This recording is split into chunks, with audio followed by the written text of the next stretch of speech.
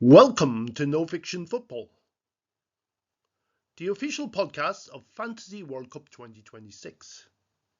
We promise no fiction and no filler, just quality football analysis and quality analysis of Fantasy World Cup trends.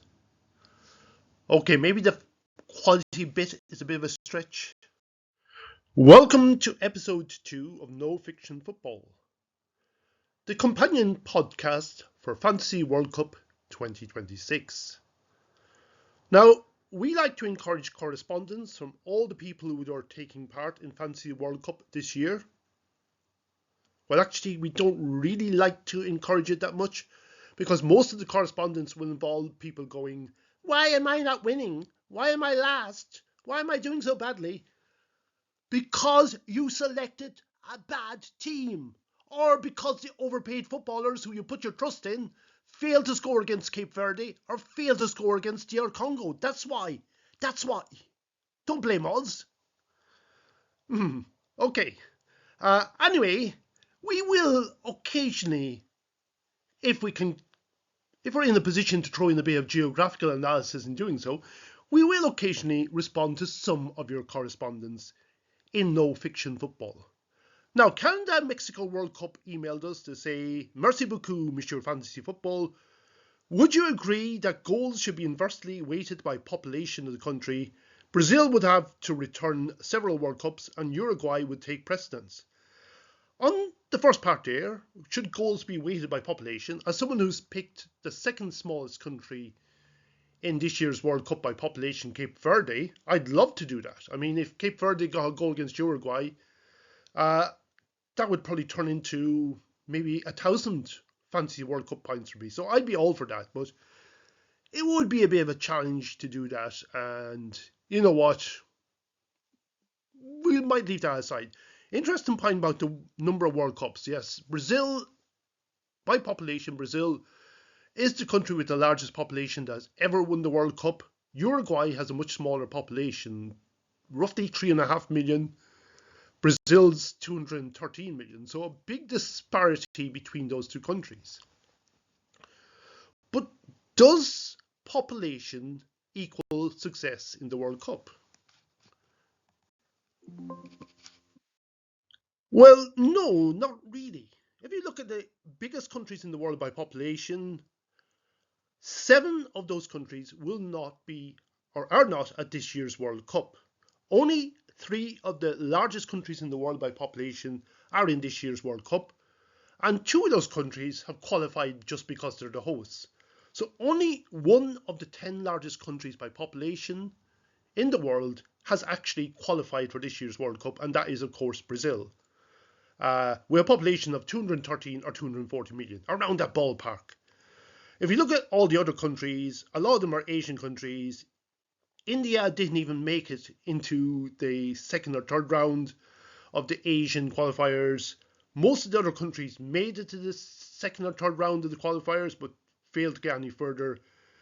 Indonesia made it to the second last round of the qualifiers, but lost both of their matches. So basically, does population equal success at the World Cup? Not really. It does and it doesn't. If you compare those countries' populations with the countries with the lowest populations, you can see a lot of very small countries population-wise are at this year's World Cup. The smallest ever country in terms of population to have qualified for the World Cup has qualified for this year's World Cup, and that's Curacao, with a population of roughly about 185,000. Cape Verde is the one of 2 countries at this year's World Cup with a population of less than 1 million, and Cape Verde has a population of roughly about 525,000. Along with that, there's roughly about 800 countries then with populations of roughly around 5 million or less than 5 million. So you've got Norway, Scotland, New Zealand, Panama, Croatia, Uruguay, and of course Uruguay has won the World Cup twice. But I should add, the last time they won the World Cup was 1950, so not in recent living memory, or at least for most people listening to this podcast. And let's not forget Qatar and Bosnia and Herzegovina, the country with the best World Cup song this year. The World Cup let's try that again. The World Cup countries with the largest populations: USA, Brazil, Mexico, Japan, Egypt, DR Congo, Iran, Turkey, Germany, and England. So if you look at those countries, only 3 of those countries have actually won the World Cup. Most of those countries haven't even got to the World Cup final or even the semi-final, and a handful have got to, oh sorry, I forgot USA got to the 1930 World Cup semi-final. A handful have got to the quarterfinals. Turkey, of course, got to the 2002 World Cup semi-final. Mexico's got to a few quarterfinals, I think 1970, 1986, the years that they hosted the World Cup. Japan have yet to make it to a quarterfinals, as has Egypt. So yeah, it's a mixed record of success for the largest countries.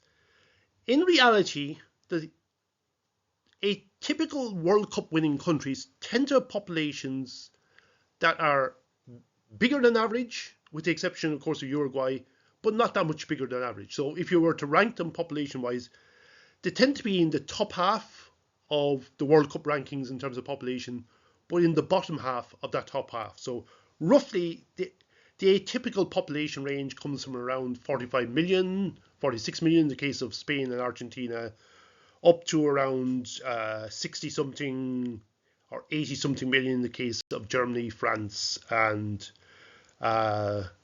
England. Yeah. So again, the World Cup countries have won. The countries that won the World Cup, the biggest population in Brazil, Germany and England making it into the top 10 in the rankings in this year's World Cup. France a little bit below England. Spain is the 15th largest country in terms of population in this year's World Cup with a population of 48 million. Argentina is the 17th largest with a population of 47 million. And Uruguay, as we saw already, is way lower than that. Uruguay is one of the smallest populations of any country in this year's World Cup. So does population help? I think it does. Apart from Uruguay in 1930 and 1950, generally you need to have around roughly 40 million, 50 million, 60 million, 70 million people in the country in order to have a chance of winning the World Cup. Does it stop you getting to the final? Well, Croatia is a very small country. Croatia was qualified for the 2018 World Cup final. So we've had a few small countries, population-wise, making it to the final or the semi-finals. So population, does size matter? Not 100%, but it doesn't hurt to have a big population. Obviously, big population means better and bigger selection of footballers in theory and sometimes in practice. Okay, let's go on to our analysis of this week's Fantasy World Cup football trends. I know it's what you've been looking for and waiting for. So which were the best buys this week? Which countries got you the most points? Well, poor old Curacao got a doing by Germany. And as a result, Germany were the country that got the most points for the people who invested in Germany. They earned 220 points for everyone who selected Germany. Sweden next with 170 points, Argentina 155, USA and Norway 145, Australia and England 130 points, Colombia, Austria, France 120 points, and surprise, surprise, Scotland as well as Ghana and Cote d'Ivoire 105 points. So these countries were the best buys in the first week of the group stages. The bad buys, the worst buys, it wasn't Curacao because of the 2 red cards, and I have to stress this, folks. We in fantasy football abhor violent play on the pitch. So if there's a red card, your team will get penalised. If you get 2 red cards, as with South Africa in the very first game, your team will be doubly penalised. So South Africa lost the most points for those of you who decided to select South Africa. Curacao lost 100 points. Tunisia minus 70. Algeria minus 65. Paraguay and Iraq minus 55. Turkey minus 50. Uzbekistan and Senegal and Jordan minus 40 points. These were the countries that were losing you points this week. The best value countries. Which countries got you the most points per million spent? So if you're buying Spain or Portugal, you expect them to get you a lot of points. Otherwise, you're in serious doodah in terms of doing well in Fantasy World Cup. But were there some of the lower priced countries that actually got you a lot of points this week? So the best investment this week in terms of the amount of points they got for per million spent was Australia with 1.9 points per million spent. Next best Sweden, 1.7 points. Third best country, and this will be very much appreciated by Scottish people, given one of the national stereotypes. Scotland were the third best investment this week, earning 1.5 points per million spent for anyone who selected Scotland. Next, ties then Austria, 1.2, Cote d'Ivoire and Ghana, 1.1, and South Korea, New Zealand, Norway and Germany, 1.0 points per million spent. So if you had any of those countries, you were doing very well this week. But who are the most popular countries in this year's selections? Well, let's look at the least popular. Australia, one of the best buys, best value for money buys, or actually the best value for money buy. How many people selected Australia? No one. Oops. Saudi Arabia, Paraguay and Czechia, selected by no one. Panama, DR Congo, Jordan, Haiti, Qatar and Sweden also selected by just one person. So two of our best buys this week, in one of you did select Sweden, no one selected Australia. A bit of a lost opportunity there, folks. And I'm saying that in the knowledge that I too failed to buy Australia. So we can all look at ourselves with whatever way we want to look at ourselves. What are the most popular countries to select in this year's contest? The most popular country is France, and looking at the first match in the group stage, people who bought France will be fairly happy with themselves. Brazil, not great against Morocco, but Morocco are a fairly tasty team. Scotland, a very popular buy, and they did win their first World Cup match. I think they won their first World Cup match maybe for the first time since 1974, so well done Scotland. Japan, very popular. Spain, very popular. Then Mexico, Germany, Netherlands, Portugal, Senegal, and Norway. Okay, guys, this is what you're waiting for. Who's at the bottom and who's at the top after week 1 of Fantasy World Cup Fun and Games? So, because I'm fair, I'm going to start with 6th last place. In 6th last place, it's my selection. Who's not singing anymore is Stan. There's nothing more I can say about that. In 5th last place, we have That's the Way I Like It.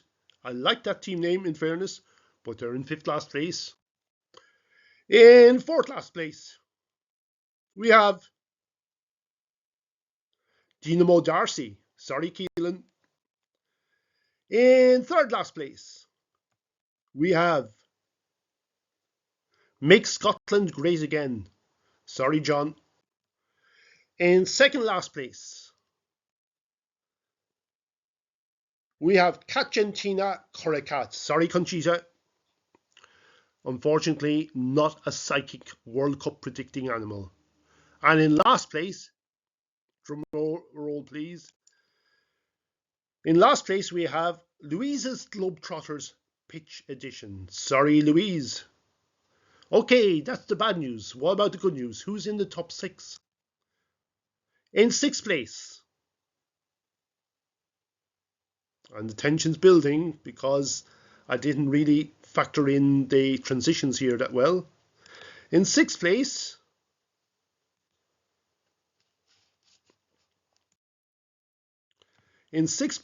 UC, see ya later.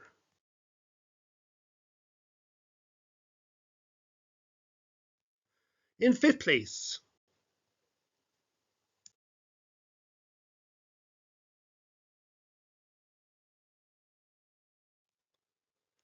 the Soccer Ball Kickers.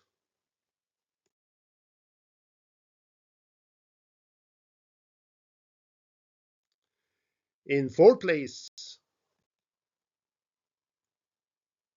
Scotland sympathy vote. In third place,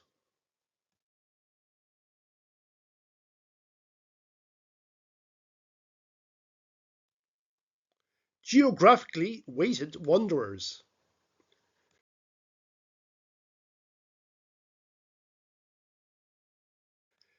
In second place, ironically, that's a 1 there to be a 2, but I don't have the technological ability to turn that 1 into a 2. Anyway, in second place, Caldwell Era, Toshi Dawalya, blame it on Czechia, and top of the table, the out and out top team after the first week of Fantasy World Cup football, after the first round of group matches come to an end. First place goes to Ruthless. Yes, Ruthless is the only selection so far to have broken the magic 600-point barrier, and they are leading by a good number of points, but one match can turn things around, as we've seen from some of the points that countries like Germany and Sweden and Australia managed to bag this particular week. So that brings us to an end for episode 2 of No Filter Football, the companion podcast for Fantasy World Cup 2026. Who will be honoured again next week? Who will be hanging their heads? Who will be putting on disguises, hoping that no one will recognise them? Who can tell? A week is a long time in politics, and a week is even a longer time in fantasy football. A few bad results this week can turn into a few good results next week, and you can go from the 40s up to the 20s in the space of a week. So if you're doing bad this week, and I include myself in that list, don't worry. Things could get better. On the other hand, things could get a lot worse, folks. Until next week, au revoir, Sloan Lat, and goodbye.